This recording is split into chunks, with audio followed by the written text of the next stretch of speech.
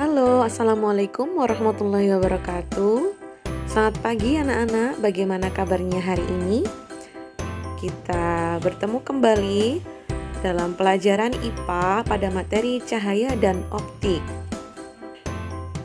Yang pertama ada materi sifat-sifat cahaya. Ada 4 sifat cahaya. Yang pertama, cahaya merambat lurus. Contohnya adalah seberkas cahaya pada lilin bisa kita lihat jika walaupun ada 3 dinding pembatas yang dikasih lubang, nah kita tetap bisa lihat cahaya itu dari lubang tersebut. Kemudian yang kedua, cahaya dapat dipantulkan. Nah ini contohnya adalah ketika kita bercermin, itu ada bayangan hasil dari pantulan cahaya dari kita. Selanjutnya ada sifat cahaya yang ketiga, yaitu cahaya dapat dibiaskan. Contohnya adalah pensil dimasukkan ke dalam segelas air itu kelihatannya patah, padahal sebenarnya tidak. Nah itu karena adanya pembiasan cahaya. Sifat cahaya yang selanjutnya adalah cahaya merupakan gelombang elektromagnetik, yaitu gelombang yang tidak memerlukan medium perantara. Pembentukan bayangan pada cermin. Sebelumnya Bula ditanya, cermin itu dibedakan menjadi berapa? Iya, benar. Ada 2, cermin datar dan cermin lengkung. Cermin lengkung dibedakan lagi menjadi 2, yaitu cermin cekung dan cermin cembung. Yang pertama yang akan kita bahas adalah cermin datar. Sifat bayangannya adalah maya, tegak, dan sama besar. Kita lihat gambar berikut. Nah, pada gambar bayangan itu di belakang cermin sehingga dia bersifat maya. Kemudian S adalah jarak benda. Nah, S dan S aksen pada cermin datar itu sama. Jadi letaknya, jauhnya, jaraknya sama. Bayangan pada cermin cekung itu tergantung dari letak benda ya. Nah, untuk benda yang berada pada jarak lebih dari R, maka sifat bayangannya adalah nyata, terbalik, diperbesar. Karena apa kok nyata? Karena bayangannya di depan cermin. Diperhatikan ya. Nah, kalau bendanya berada di titik fokus, tepat di titik fokus, maka tidak terbentuk bayangan atau bayangannya terletak di tempat jauh tak terhingga. Nah, ketika benda berada di antara cermin dan titik fokus, maka bayangan yang terbentuk adalah sifatnya maya karena di belakang cermin.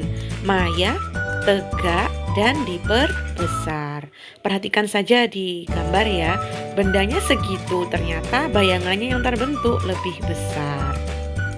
Selanjutnya adalah rumus cermin cekung. Ini yang perlu kalian hafalkan.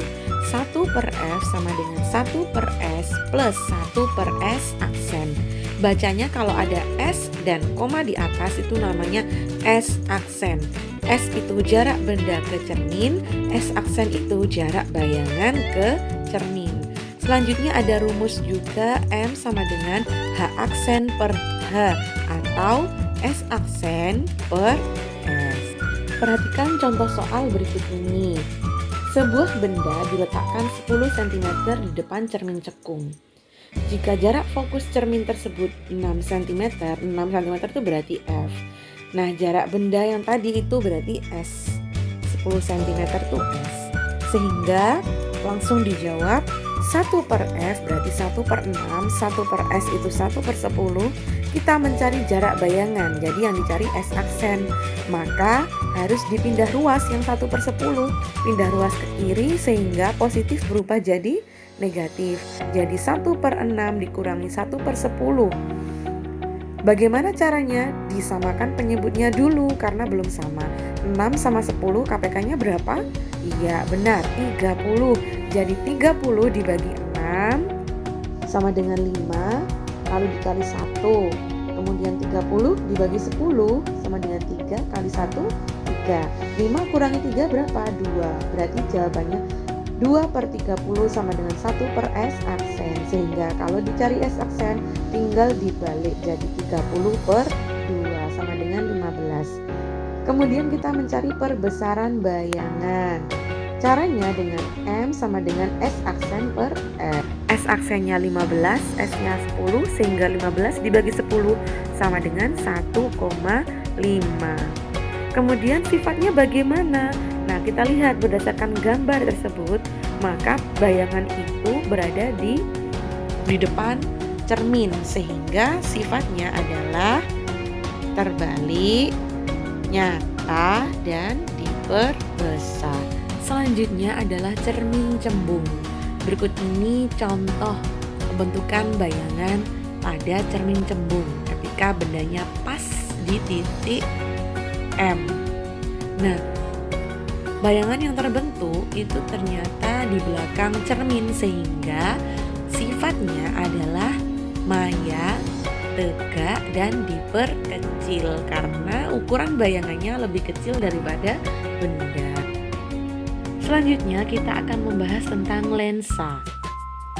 Lensa itu ada dua, lensa cembung dan lensa cekung. Lensa cembung ini disebut juga lensa positif dan lensa cekung disebut dengan lensa negatif.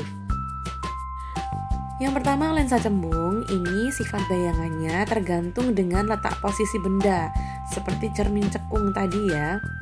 Jadi harus digambar dulu seperti itu sehingga bisa menentukan sifat bayangannya. Nah, pada lensa cekung itu benda yang terletak di depan lensa selalu menghasilkan bayangan yang bersifat maya, tegak, diperkecil, dan di depan lensa.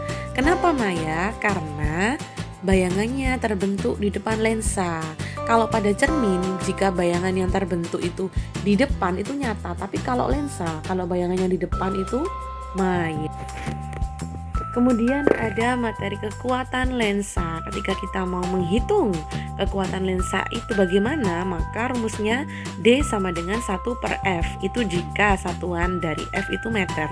Tapi jika satuannya cm, bisa juga dengan rumus D sama dengan 100/F. Coba kerjakan soal berikut ini. Ada 2 soal ya, silakan dibuka buku paketnya. Kalian bisa baca-baca lagi dan bisa memutar ulang video yang sudah Bu Leli jelaskan. Terima kasih anak-anak sudah menyaksikan dan belajar bersama Bu Leli. Kita sampai ketemu lagi di video berikutnya. Assalamualaikum warahmatullahi wabarakatuh.